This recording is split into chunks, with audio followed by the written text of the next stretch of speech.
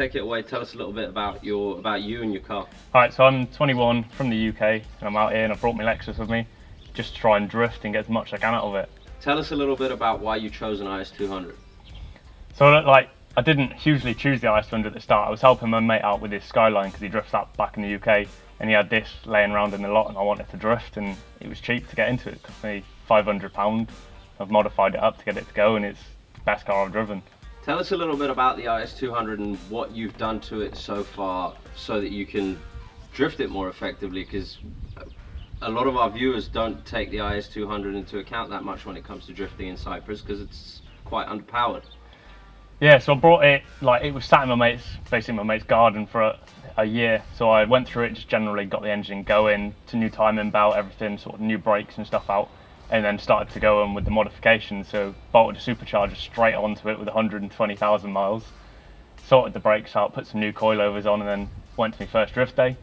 So that put it up to probably about 200 horsepower with the Supercharger, and then now I've upgraded with bigger injectors and bigger Supercharger pulley, and it goes well now. Give our viewers a quick insight as to what you have on the car that helps you get it sideways as easily as some of them have seen you getting it sideways around the track.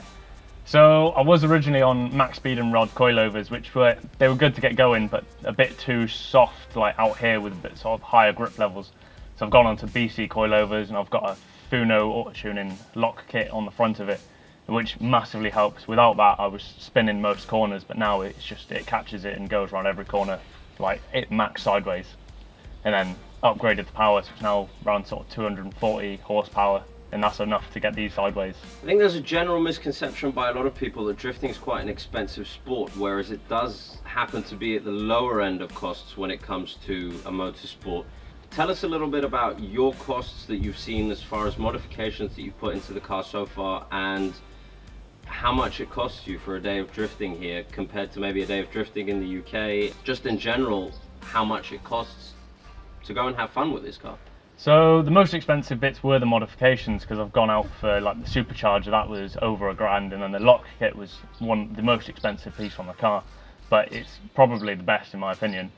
But in general, it's not too expensive. Like things break because it's an older car, it's from the UK, it's all rusty as anything. But that's general to like the road use and everything, because I still daily it. But tyres and that on a drift day, it goes through a lot of tyres out here, but I get like part used tyres, so it's a lot cheaper, doesn't really cost me much, and then entries to the track are a lot cheaper than the UK, and it's one of the best tracks I've been on, so it's great, you make most of it all day. So Brad, tell us what you've got in mind for the car next, because we can still see that you've covered the bases just to make it an effective drift car with a decent amount of power and a solid setup as far as suspension is concerned. What's next for you and what's next for the car? So the next thing is to try and sort of get a roll cage and get the sort of safety gear so I can start using it a bit more effectively and like a bit of a, hopefully, a bit of a race level if I get there. But then aesthetics, because at the moment I've built it very function over looks. So I'm getting some new wings made, as you've seen like every video, and if you ever see it, the wings are absolutely battered. But the rest of it, just try and make it look nicer, clean it up a bit, and then hopefully it'll be good. Perfect. Yeah, I think that last comment about your arches, as some of our viewers have come to know you with a pair of pliers and a hammer in hand as far as the arches are concerned. So Brad, tell us what you do as far as parts are concerned in Cyprus.